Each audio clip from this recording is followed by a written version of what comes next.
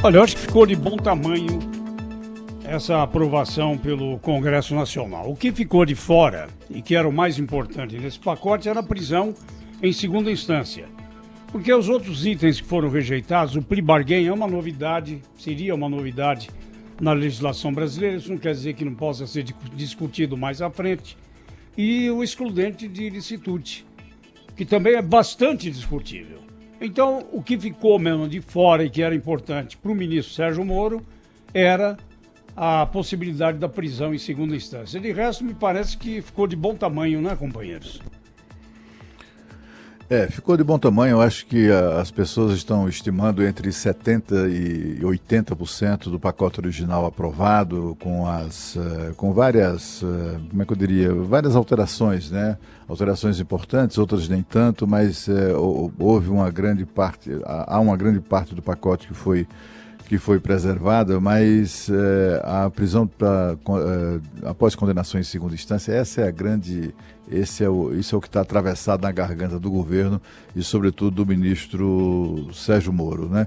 E também do Congresso Nacional, né? O que a gente está assistindo no Congresso é uma situação que chega a ser constrangedora, né? Aliás, os próprios senadores estão constrangidos com o alinhamento automático do presidente do Senado ao presidente da Câmara, aos desejos do presidente da Câmara, e, afinal de contas, o Rodrigo Maia decidiu que isso não vai ser votado tão cedo, fica empurrando isso com a barriga, bota lá prepostos dele, botou lá na comissão especial da Câmara exatamente para criar embaraços, para retardar, para, enfim, empurrar isso com a barriga, para protelar essa votação o máximo possível, né?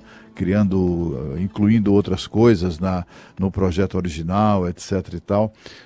E o que a gente ouviu ontem foram declarações mesmo constrangedoras do Alcolumbre. Ele dizendo, por exemplo, que só vai votar essa matéria de prisão após segunda instância no Senado no ano que vem, depois de a Câmara liberar a votação. Depois eles têm uma expressão da moda que eles usam lá, depois de construírem um acordo com a Câmara, como se estivesse tratando de oposição em situação que fazem acordo, né? Câmara e Senado não. Eu acho que foi um bom pacote. Se a gente levar em consideração que nós estamos encerrando o primeiro ano de governo e o governo Bolsonaro tinha estabelecido como prioridades para este primeiro ano aqui a aprovação da reforma da Previdência e a aprovação do pacote anticrime do ex-juiz, agora ministro Sérgio Moro, o ano termina bem para o governo no Congresso Nacional. É claro, nem a reforma da Previdência era a reforma que o governo queria. Se a gente lembrar, não é, Thaís? A reforma do Paulo Guedes continha, por exemplo, a proposta de capitalização. E ela não foi aprovada. Ficou pelo Congresso Nacional, porque era e será altamente polêmica se voltar a ser discutida em algum momento durante esse mandato ou no mandato seguinte, enfim. Quando voltar a ser discutida, será inevitavelmente uma proposta bastante polêmica, mas foi aprovada. E o pacote do ministro Sérgio Moro foi aprovado também com propostas mais polêmicas, mais difíceis de serem assimiladas pelo Congresso Nacional. De fora, acho que houve avanços, poderia ter sido melhor? Talvez sim. Talvez não, confesso que tenho dúvidas, por exemplo, a respeito do plea bargain, aquela troca que é feita, a gente já discutiu isso aqui. Isso. Acho que num país em que não se investiga furto algum, que não se investiga roubo algum e que se investiga 6% dos assassinatos, você pegar alguém, dizer que esse alguém é suspeito de alguma coisa e dizer a ele, ou você assume e paga o que eu quero que você pague, ou eu vou te processar, é praticamente é o Estado colocando a faca no pescoço de alguém que cá entre nós tem grande chance de ser inocente, né?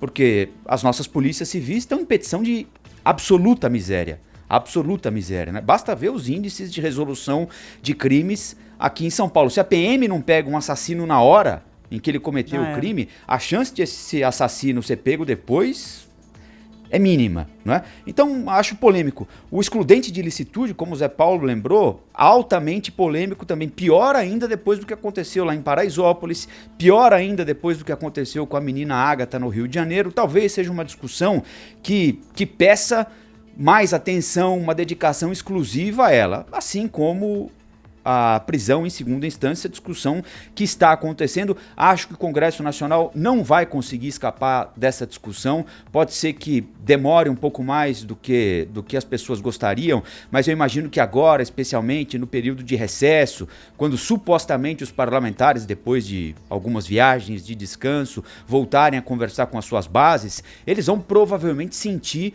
que hoje existe um caldo, né? E é difícil segurar esse caldo quando ele fica cada vez mais grosso. Os brasileiros pedem que o Congresso se posicione a respeito dessa questão. Se vão aprovar, se não vão aprovar, se vai valer só para matéria penal, se vai valer para matéria tributária, trabalhista, para processo administrativo, aí só Deus sabe o que vai sair de lá. Mas acho que o Congresso vai ser obrigado, talvez no primeiro semestre, a discutir esse assunto. Então, só para resumir, acho que aquilo que foi proposto foi debatido no Congresso Nacional, o que deu para ser aprovado foi aprovado, e o que ficou de fora, me parece, não houve nenhuma excrescência que tenha ficado de fora. Ficou porque é polêmico mesmo, como a reforma da Previdência também deixou de fora coisas que são altamente polêmicas e podem voltar a ser discutidas no futuro. É claro, você tem razão, está a proposta lá no Parlamento para ser discutida dessa forma. Eu queria só enfatizar aqui, o que foi meu destaque aqui há alguns minutos atrás, que as mudanças do pacote anticrime, elas dizem muito mais respeito a crimes graves do que a outros crimes. A mudança na nossa legislação penal, ela atinge diretamente os crimes graves, daqueles criminosos que precisam ficar na cadeia, né? Crimes violentos. Né? Crimes violentos, Zé Paulo. Então, membro de organização criminosa não tem mais direito à progressão de pena, não tem direito a livramento condicional.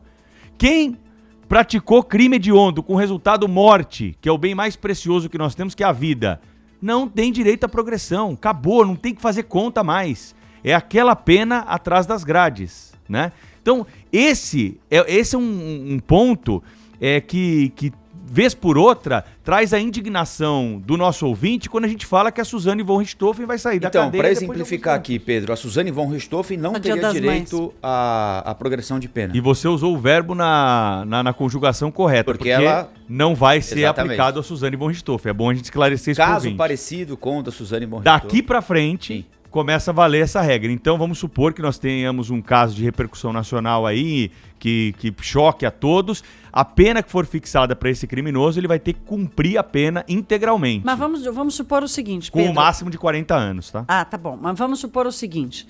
Eu estava lembrando aqui, o Rafael falando de casos que não são resolvidos no Brasil. Lembrei daquela família que foi assassinada pelo pai da menina, né? Matou aquele ator e os pais dele quando foram lá conhecer a família. Se lembram disso? Lembro. Eu não soube mais, mas tudo indica que o cara não foi prenderam, preso não. Tá foragido ainda. Tá foragido é o Paulo, até hoje. Paulo Cupertino, não acho Pois o nome. Exato, eu não lembrava do nome dele. O Rafael falou disso e eu lembrei não vai desse se enquadrar caso. nesse caso. Não vai sim, mas ele não foi nem, mas caso, ele não foi julgado ainda. Mas o caso já aconteceu, né? Então ele vai ter o benefício da legislação mas antiga. Não é, né? mas não é, mesmo que ele não tenha sido, mesmo que ele É não a tenha data sido do fato, julgado, né? é a data do fato. São para caso, ainda nós precisamos aguardar a sanção, né? Mas assim, é de se comemorar, e esse é o ponto, acho, aqui da nossa discussão, que haverá um rigor maior para crimes graves. Tem mudança em delação premiada, tem outras mudanças importantes, mas para crime grave nós vamos conseguir segurar o criminoso mais tempo dentro da cadeia. Uma das melhores notícias foi o aumento da pena para 40 anos, porque isso também aumenta a pena mínima, né, quando em se tratando de progressão de regime. Então, 1/6 da pena, por exemplo, vai ser maior do que é hoje, né, seja qual for a dosimetria. E isso há uma chance de se prolongar mais a prisão de muito vagabundo aí, criminoso, covarde, que comete crimes e ali é condenado a uma pena já bastante modesta e ainda assim cumpre 1/6 dessa pena e vai embora para casa. Vamos ouvir então o presidente do Senado, Davi Alcolumbre, que fala desse acordo para que passasse o texto da Câmara, né? E que fez parte desse acordo exatamente a prisão em segunda instância.